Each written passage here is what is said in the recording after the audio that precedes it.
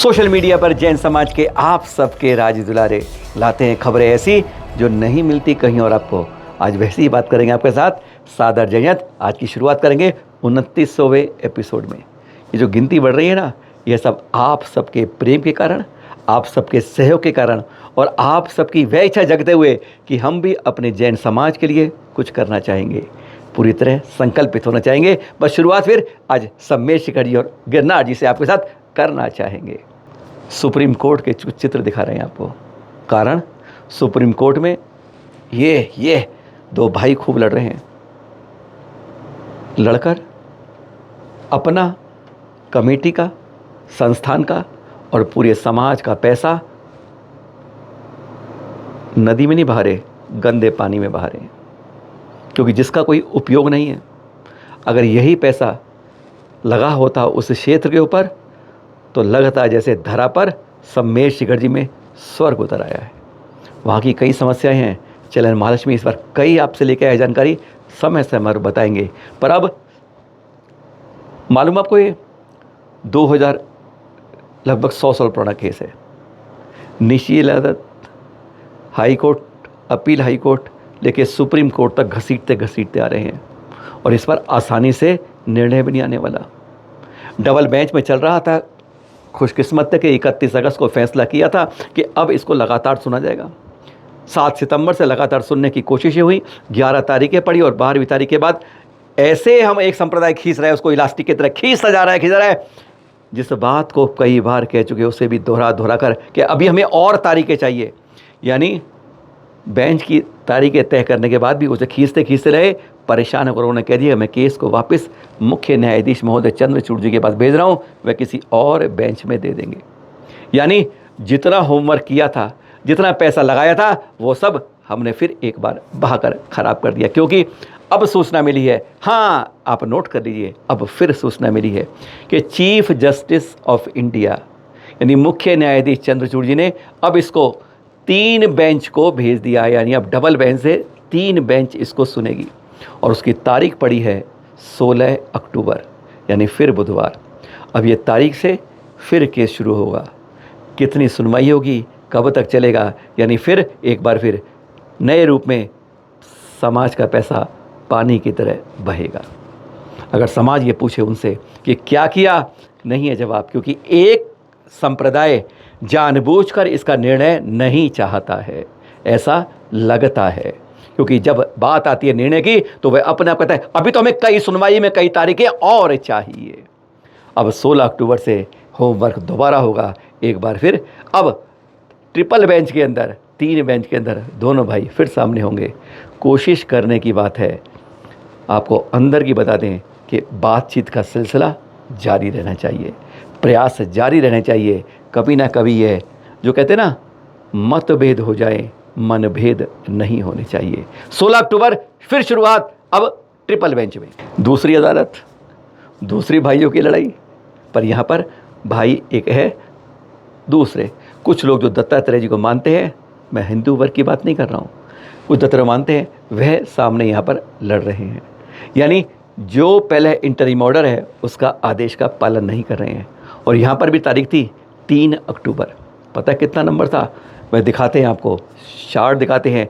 आप एक बार इसकी भी स्थिति जान लें, क्योंकि अपने केसों के बारे में कहाँ क्या है चलन महालक्ष्मी आपको इसलिए बता रहा है क्योंकि समाज कहते हैं हमें पता ही नहीं है कमेटी क्या कर रही है। बार सुनवाई होती है, वकील की जेब में पैसे चले जाते हैं, बड़ी लंबी डकार दी जाती है, पैसा हजम हो जाता है और फिर एक बार नई शुरुआत पैसे इकट्ठे करने की हो जाती है। हाँ, यहाँ की बात है, चार्ट देखिए ज़रा। अक्टूबर का वह चार्ट, सुनवाई नंबर 263 कोने में दिख रही है, 263, 3 अक्टूबर 5124 कोर्ट नंबर संगीता जी न्यायाधीश महोदया की।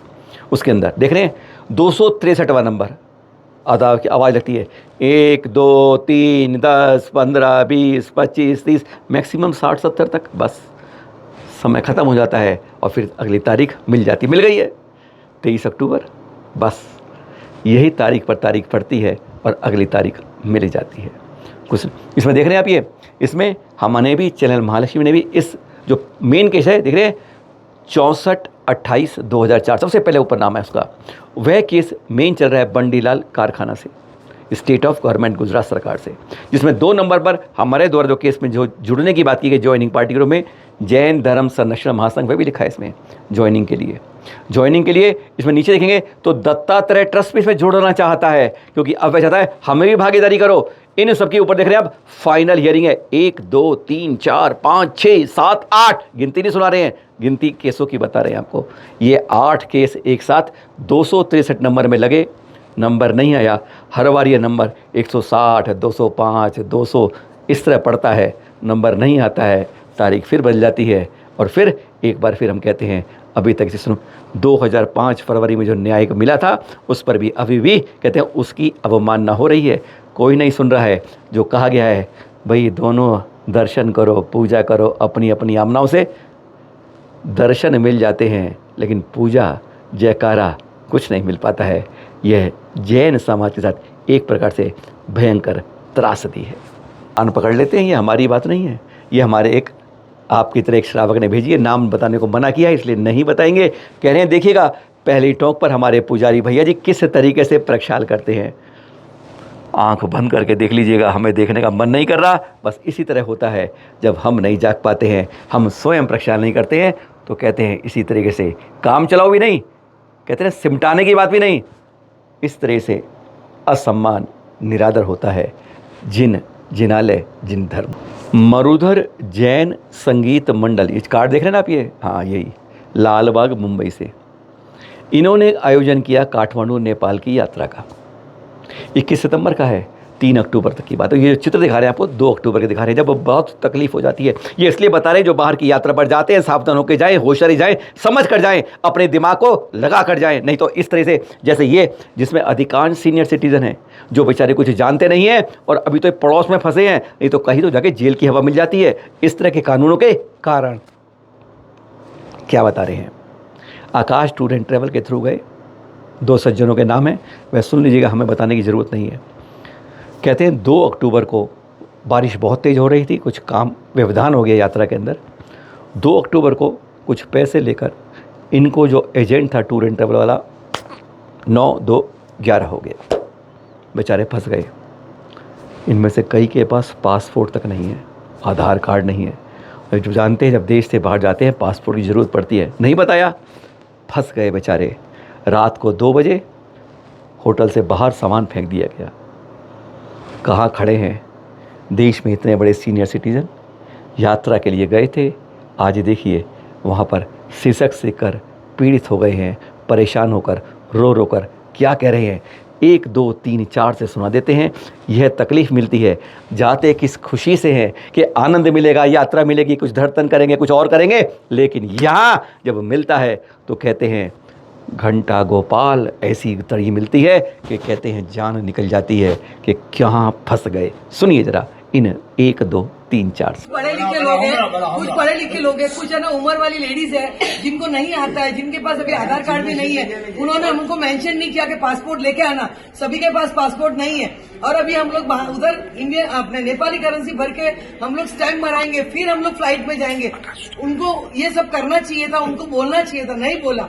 लेकिन अगर जो तकलीफ की घड़ी है उनमें संभालना चाहिए, जो मरुधर जैन संघ ने नहीं किया और आकाश टूर वाले ने भी नहीं किया और वो लोग भाग गए। हमेशा ये लोग ये प्रॉब्लम खड़ा करते हैं और सबको परेशान करते हैं। इनको पता था कि लैंडस्लाइड है, बसें आगे नहीं जा सकते, फिर भी इन्होंने 3 बार ऐसा किया कि हाईवे पे लेके गए और एक दिन 12 घंटा कंटिन्यूस हम लोग हाईवे पे बैठे रहे। और उसके बाद में 3rd डे भी वापस बस में लेके गए, सेम किया। और आधी रात को रोड पे छोड़ के लोगों का लगेज और लोगों को सीनियर सिटीजन रोड पे छोड़ के ये लोग तीनों गायब हो गए हैं और पैसे भी हमको बेयर करने हैं, जबकि इनकी रिस्पॉन्सिबिलिटी 2 तारीख तक थी, आज रात तक की थी।